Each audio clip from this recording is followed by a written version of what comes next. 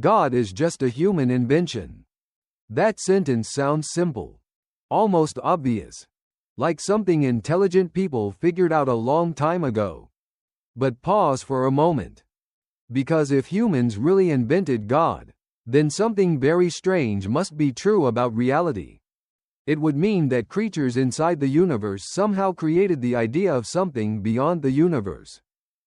Something ultimate. Something that judges them.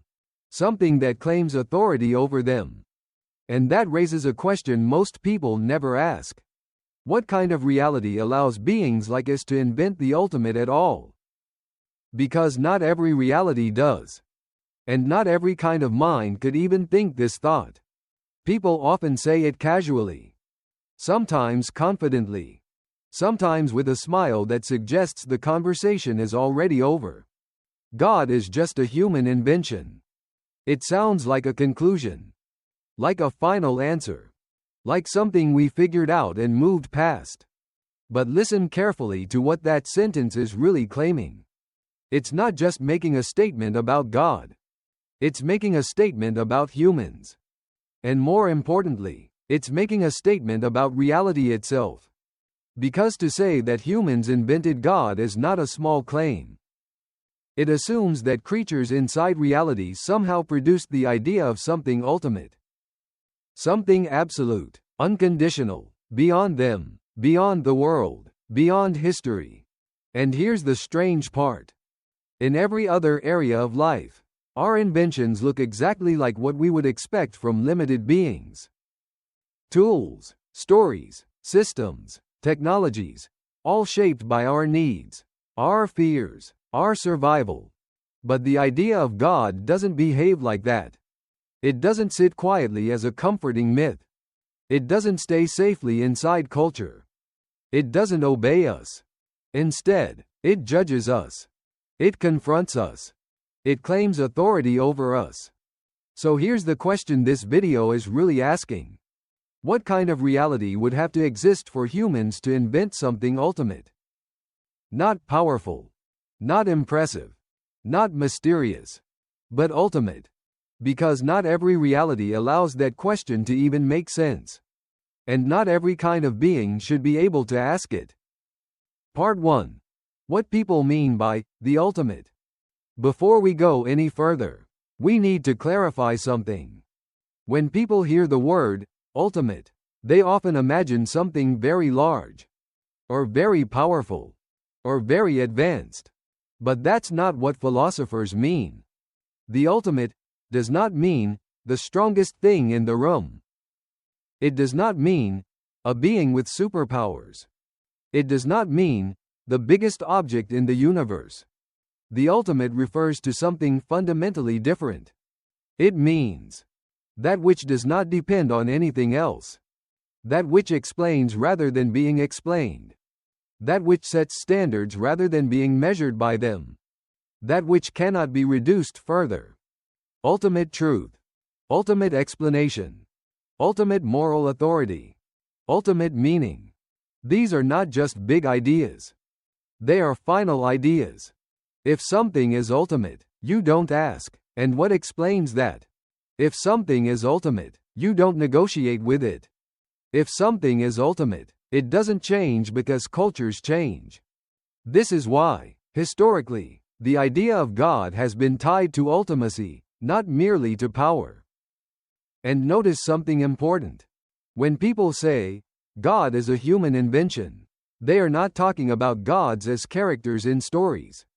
They are talking about this ultimate idea. Absolute truth. Unconditional obligation. Final explanation. So the claim isn't simply, humans tell stories. The claim is, humans created the very idea of ultimacy itself. That's a much heavier claim than it first appears. Part 2. Inventions and the reality they belong to. Let's talk about inventions. Inventions are not mysterious. We understand them very well. An invention always reflects the reality it comes from. It is shaped by available materials, practical needs, environmental constraints, the limits of the inventor. A hammer fits the hand that uses it. A language fits the social group that speaks it. A myth fits the fears and hopes of the culture that tells it. Inventions are always inside reality. They work within reality. They solve problems given by reality. No invention ever floats above the world that produced it. And here's the crucial point. Inventions do not stand in judgment over their inventors. Your phone doesn't tell you you're morally wrong. Your calendar doesn't accuse you of injustice. Your myths don't command obedience by their own authority. If an invention becomes inconvenient, we discard it. If it stops working, we replace it. If it no longer fits our values, we rewrite it. Inventions serve us. That's what makes them inventions. So when someone says, God is a human invention, we should immediately ask, does the idea of God behave like an invention normally does? Or does it behave like something else entirely? Part 3. The strange status of ultimate ideas. Here is where things become uncomfortable. The idea of the ultimate does not behave like a typical invention. Instead of obeying us, it confronts us. Instead of serving our interests, it often opposes them. Instead of evolving neatly with culture, it stubbornly resists being reshaped. Consider moral obligation. Even people who deny God still experience moments where something feels absolutely wrong. Not inconvenient, not unpopular, but wrong. Not, I dislike this, but this should not be. And notice the strange direction of authority. We don't feel like we invented moral obligation. We feel like we are answerable to it. The same is true of truth itself. You don't decide what's true by preference. You discover that you're wrong. Truth doesn't negotiate. It constrains. So ask yourself, how does something we allegedly invented end up judging us? How does a fiction acquire authority? Stories can inspire. They can comfort. They can guide. But they cannot bind us in the way ultimate claims do. And yet, ultimacy keeps doing exactly that. Part 4. What this implies about reality itself. At this point, the question shifts. This is no longer primarily a question about God. It becomes a question about reality. What kind of reality allows beings inside it to conceive of something beyond it? There are only two broad possibilities. Either reality is closed, a self-contained system where everything that exists can be fully explained from within. Or reality is open, structured in such a way that it points beyond itself.